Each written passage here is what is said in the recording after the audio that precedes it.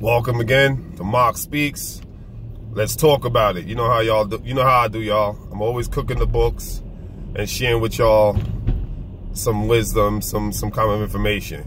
Hopefully it can be useful to you. Now I want to discuss the power of being silent, the power of shutting your mouth. There's a power that comes with silence. I'm sure you guys heard the saying before. The loudest person in the room is usually the most insecure, weakest, hollow, no substance, zero quality, weakest person in the room. The loudest person, usually. Not all cases, but in most cases, the loudest person is usually the weakest.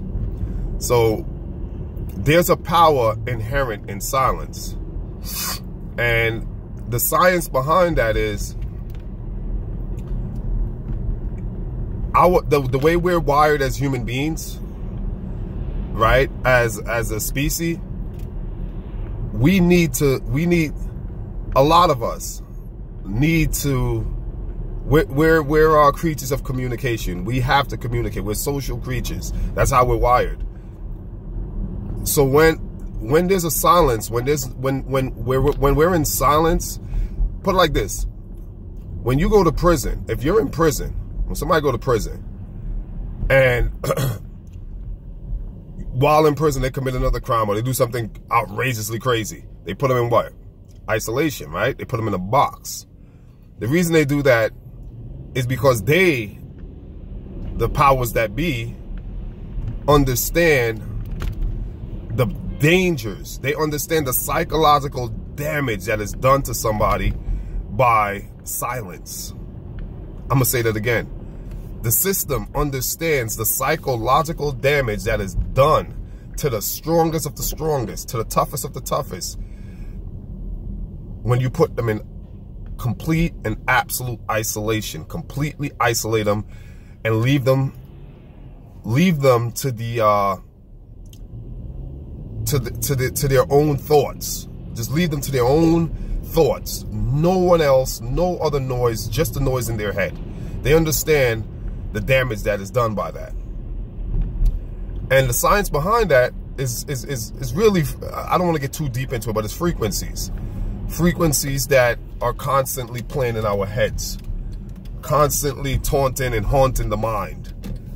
Constantly. We're constantly being haunted by different, call it ghosts, phantoms, whatever, but they understand that. So that's a dangerous way of using silence, clearly. But if you can harness that power of silence, if you understand what is being said when you're not speaking, what is being communicated without you communicating, you will be able to wield an amazing amount of power in terms of interaction, in terms of command and respect. The power of silence. A lot of people will think you're antisocial. No, you don't have to be antisocial to learn how to control your tongue, to know the power of not speaking. Sometimes you say more by saying less. It's an art to this, y'all. It's an art to this. It really is an art to this. But there's a lot. You can say a lot by saying less. So sometimes it's wise to not speak. Even when you feel the passions inside of you that want to come out. Sometimes, I'm just saying sometimes, not in all cases. Sometimes it's best to just hold your silence, hold your peace. And you will see the results of that. There's a remarkable result of that. And the result of that is predicated on the fact that we as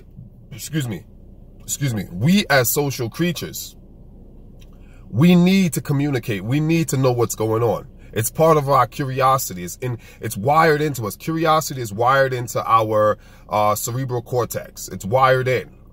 So we need to communicate. So the next time you walk into a room and,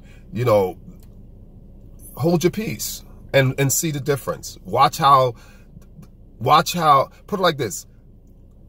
The sun doesn't orbit any planets. All the other planets orbits the sun in the solar system. Why is that? Because the sun is the most massive. It has the most power in terms of gravitational pull. So it pulls all the other planets and manipulates them around it.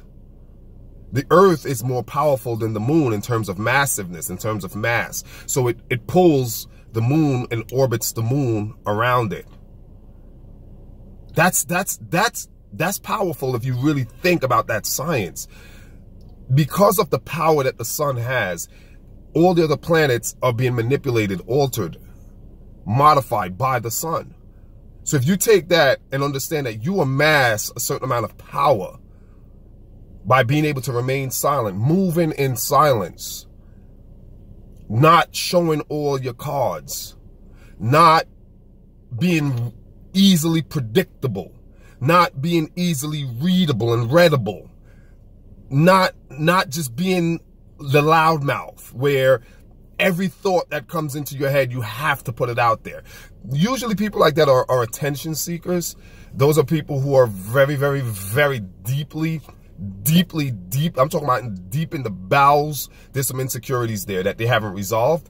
So they need the attention. They need to be the flamboyant, the arrogant, the cocky, the see me, look at me, look at me. Those are like, think of kids. Those are people who haven't developed. Those are organisms that have not fully developed certain parts of their divine brain, right? They're still stuck in the reptilian brain. They haven't developed the parts of their brain that's more divine, that's of a higher frequency, a higher plane. And it's fine. If you want to be that person, be that person. I'm not telling you to not be that person. It's fine to do that. My whole purpose of sharing this with you guys is to be the best version of yourself. Evolution did not end when they gave you your driver's license. Your evolution did not end when you graduated high school or college or got your PhD or your master's. Evolution did not end when you got that promotion, when you made partner at your firm. Evolution ends when you're dead. Okay? That's a fact. When you die, evolution has just ended. As long as you're alive, you should be evolving. You should always seek how to evolve. And when you have evolved, figure out how to keep evolving. Never stop evolving until you're dead. And even then, you're going to evolve into another, you're going to transcend, you're going to transition to another state of evolution. I don't know what that state is yet. I haven't died, and came back. I don't know. You know, I've read some stuff on stuff. I've studied some stuff, but I have no concrete, tangible evidence to say empirically this is what it is, so on and so forth. Anecdotally, I have evidence, anecdotal, but I don't have any empirical. So be that in any event, move in silence, say less and say more. By saying less, you say more. And watch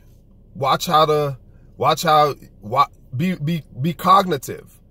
Be cognitive, be circumspect, and watch how the universe moves for you. Till next time, y'all know what I'm going to be doing. Chopping up these books and bringing that information.